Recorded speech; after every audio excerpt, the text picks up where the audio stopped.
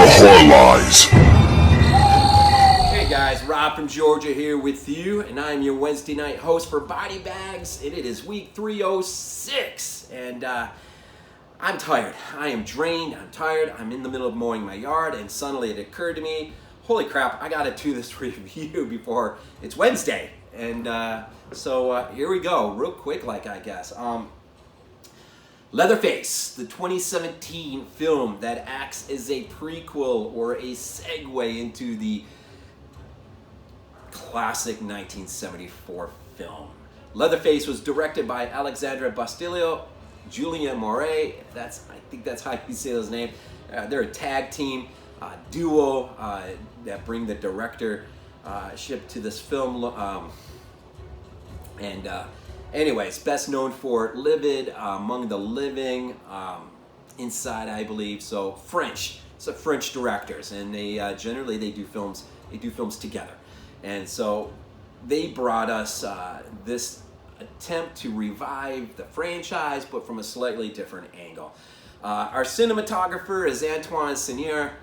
He shot Among the Living, which I think is so beautifully shot, and this film as well that we're going to talk about, Leatherface. Stephen Dorff, of course, plays our Sheriff Hartman. Lili Taylor, Berna Sawyer. Sam Strike plays Jackson, and Sam Coleman plays Bud. And I think I'll just stop there in terms of casting. And this film does, among some things, attempt to toy with us in the sense of who is ultimately going to be the character we'll know is Leatherface. And unfortunately, I think it's one of those elements of this film that could have really just been not done. I have a few thoughts on this thing, but really what we have here is, again, this is an attempt to create a segue, a prequel of sorts, to introduce us to the family as early as 1955, where we have an opening scene involving a birthday party in the Sawyer home, which ultimately does not end well for a particular person. But then we have a little bit time later, we have another shot that acts as a laying foundation for the Sheriff Hartman character that involves his daughter falling at the hands of these Sawyer boys, as they are then.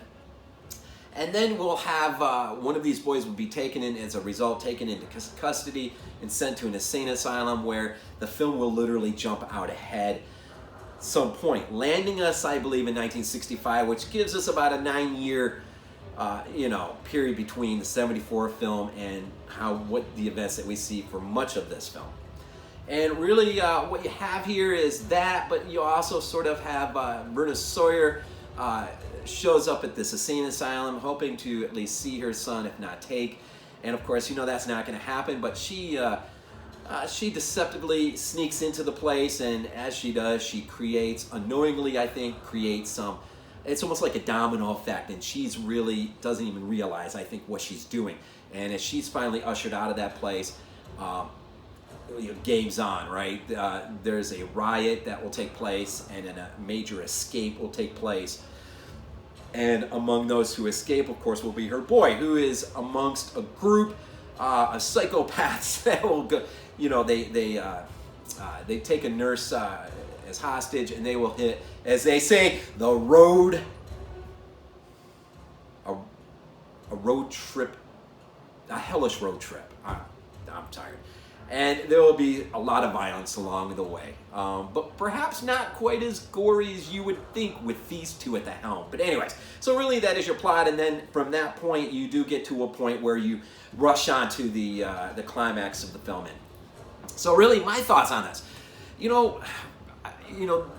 first of all, for anyone who's already seen this movie, you're going to pick up real quick on some of the things I'm saying. For those of you who haven't, I'm going to try my best to, really say a whole lot, but I'm going to throw some thoughts in here because, remember, this film was supposed to come out, 2016, but it's shelved for about a year.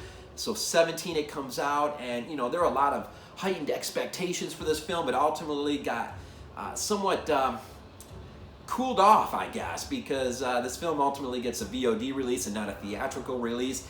And the final end cut that we do get, I just don't think that is the final cut that these guys had envisioned. And I say that because with the deleted scenes and the alternate beginning, alternate ending that is on the Blu-ray, you go through those scenes and it really begs a lot as to what the final product was going to be, perhaps. And so, I mean, I really don't know. I mean, I don't know. I haven't heard these guys talk to any negativity about, you know, getting screwed because there were too many producers, too many people that had their hands in the jar, so to speak.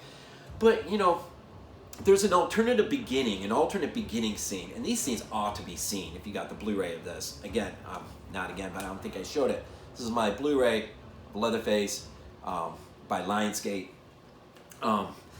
The alternate, the birthday scene at the beginning. Well, there's an alternate beginning that involves. It's such a subtle. It's such a beautifully shot scene. It's just early morning. The sun, I mean, it's just coming over the hilltops, and the young Sawyer boy is going out to the pig pen. You know, his grandpa's out there working, and he's dealing with a pig and gutting a pig, and the boy's just watching. And it's such an incredible, subtle. Yet it conveys so much more than the birthday scene that we do get. And ultimately, Grandpa walks off, and how cool is that, right? We get Grandpa in this movie, a young Grandpa, as well as a cook, and Nubens, of course, the hitchhiker, right? But they are very subtly dealt with. They're sort of like really backdrop characters. But Grandpa moves off to go do something, and the boy kind of steps into the pen and steps into where Grandpa was working, and he's fascinated by this chainsaw that's just drenched in blood. I mean, and he reaches his finger out, and he touches it, and something spooks him or something. He goes running off, and then boom, title, Leatherface. I'm like, how freaking awesome is that? That was awesome. That should have been the beginning of this movie. And then, of course, you get the laying of the foundation for Hartman's sequence before there's a huge time gap that will take place. It involves the death of his daughter, and from that point forward, I mean, what you get is a character that unfortunately is just a shell of what he could have been. And I say that because there's a deleted scene involving Hartman at his daughter's grave. And, you know, you get a Hartman who's broken, and he's just on the ground in front of this grave, and he's just weeping, it's just a different side of his character. You don't even get this when he finds his daughter. At least if you do, it's so momentarily, and then the revenge factor kicks in, and that really becomes his character the rest of the film.